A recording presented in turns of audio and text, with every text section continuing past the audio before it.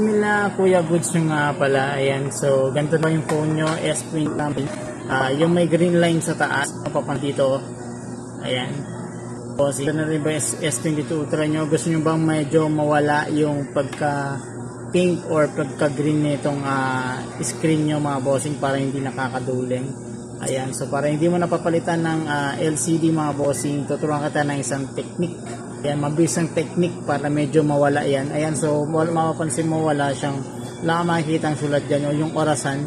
Ayan, so magic na ang ating mga bossing. Pero yung iba mga bossing, nakita ko sa ibang video, nawala talaga tong kulay niya.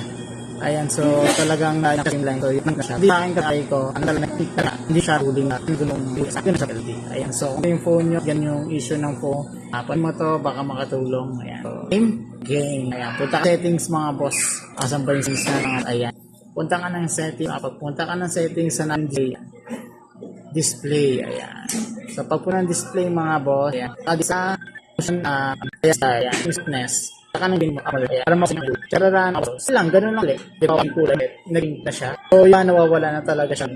Kung gusto mong mawala, masakit sa mata, ayan, ito to, yung kulay, para medyo mas mawala, ayan, pwede mo apply. Ayan, nawala konti, so huwag na siya masingkitang-kita na. Ayan, mga ganito mga boss, para ayan, makatulong man, medyo matmuat, di masakit sa mata mga boss. Tara na itong ginawa ko. Ayan, sa mo na lang. Okay?